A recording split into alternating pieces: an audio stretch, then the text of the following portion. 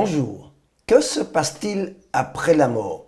Est-ce que tout est vraiment fini après la mort? En Martinique, on a un petit proverbe en créole qui dit « Après la mort, c'est Tibet ». Autrement dit en français courant, après la mort, ce sont des vers. Mais qu'en est-il réellement? Que dit la Bible à ce sujet? Alors lisons déjà pour commencer Hébreux chapitre 9 et le verset 27. Je lis pour vous. Et comme il est réservé aux hommes de mourir une seule fois, après quoi vient le jugement de Dieu. Alors nous voyons déjà ici que la Bible est très claire à ce sujet. Après la mort débute un jugement. Aucun homme, aucune femme ne pourra y échapper.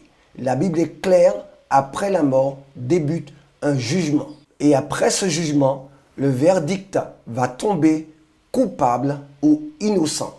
Dès qu'il y a jugement, c'est pour chercher à déterminer si vous êtes coupable ou innocent. Et la Bible est claire dessus. Après la mort commence votre jugement, mon jugement. Lisons encore un passage, chers bien-aimés, chers auditeurs, chers internautes, qui va encore apporter plus de d'éclaircissement sur cette thématique. Que se passe-t-il vraiment après la mort? Lisons dans Apocalypse chapitre 20 et le verset 12. Je lis pour vous. Et je vis les morts, les grands et les petits, qui se tenaient devant le trône. Des livres furent ouverts, et un autre livre fut ouvert, celui qui est le livre de la vie.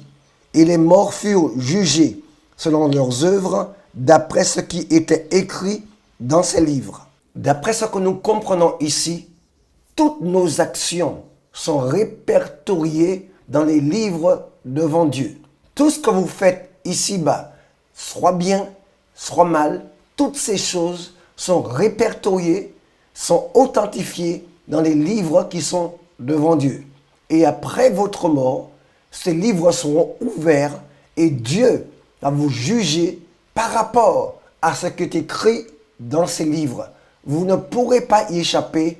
Après la mort commence un jugement d'après vos actions. Et nous constatons par ce passage que le sort du juste, de celui qui a été justifié par le sang de Jésus, autrement dit d'une personne qui a accepté Christ comme son sauveur personnel, son sort sera différent du pécheur qui ne s'est jamais repenti, qui ne s'est jamais soucié d'accepter Christ comme sauveur personnel. Monsieur, madame, après la mort, tout n'est pas fini. Après la mort, commence un procès, commence un jugement. Alors, pour apporter encore plus de lumière sur cette thématique très importante, que se passe-t-il après la mort? Nous lirons dans Luc, chapitre 16, à partir du verset 19. Je lis pour vous. Il y avait un homme riche qui était vêtu de pourpre et de fin lin, qui chaque jour menait joyeuse et brillante vie. Un pauvre nommé Lazare était couché à sa porte, couvert d'ulcères, et désireux de se rassasier des miettes qui tombaient de la table du riche. De même, les chiens venaient encore lécher ses ulcères. Verset 22. Le pauvre mourut et fut porté par les anges dans le sein d'Abraham. Le riche mourut aussi et fut enseveli. Verset 23. Dans le séjour des morts, il leva les yeux. Il, c'est le riche, et tandis qu'il était en proie au tourment, il vit de loin Abraham et Lazare dans son sein. Verset 24.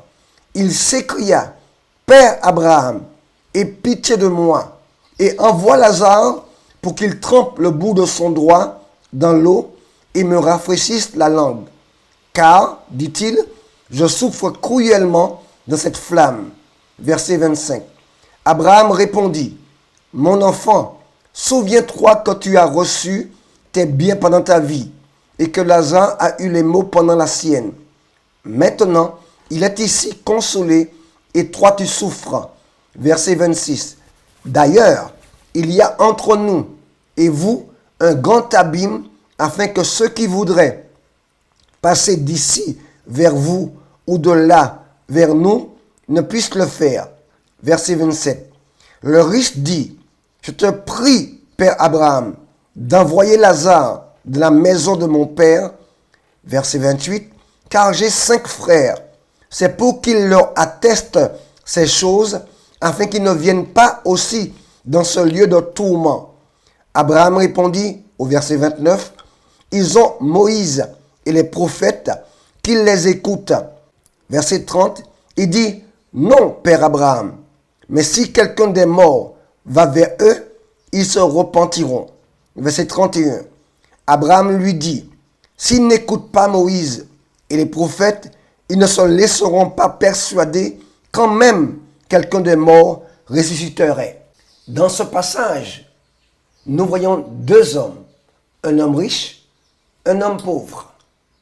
Les 2 meurent. Et j'aime bien cette terminologie.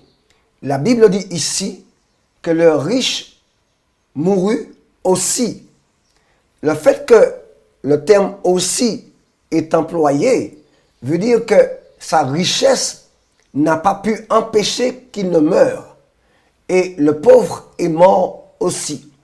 Mais après votre mort, l'éternité ne fait que commencer. Et ça commence par un jugement. Et ici, nous avons plus d'explications, n'est-ce pas, sur ce qui se passe après la mort. Le pauvre est mort et il est allé dans le sein d'Abraham. Le riche est mort et il est allé dans un niveau inférieur, un lieu de tourment. Donc, après la mort, il y a un séjour qui s'appelle le séjour des morts. Et dans ce séjour-là, il y a 2 niveaux. Un niveau qui s'appelle le sein d'Abraham et un niveau inférieur qui s'appelle le lieu de tourment. Et entre les 2, il y a un abîme. Et on ne peut plus changer. Après la mort, les jeux sont faits. Après la mort, où tu iras en attendant dans le sein d'Abraham, où tu iras en attendant dans le lieu de tourment. Chers bien-aimés, on voit que le sort de Lazare est complètement différent du sort du méchant. C'est vous qui décidez maintenant dans quel lieu vous irez. Mon conseil pour vous, ce jour, simplement, repentez-vous de vos péchés et acceptez Christ comme votre sauveur personnel.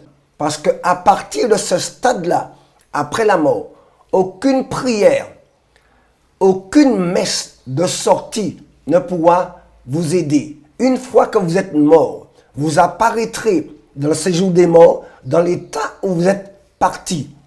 Monsieur, madame, s'il vous plaît, repentez-vous, lisez la Bible, méditez les Écritures saintes, prenez la bonne décision maintenant, parce qu'une fois que vous êtes mort, je le redis encore, aucune messe de sortie, aucune messe d'anniversaire ne pourra changer une telle situation. Vous apparaîtrez devant Dieu et vous aurez des comptes à rendre à Dieu. Pour terminer, après la mort, tout n'est pas fini. Après la mort, c'est pas Tibet. Après la mort, le jugement ne fait que commencer. À bientôt.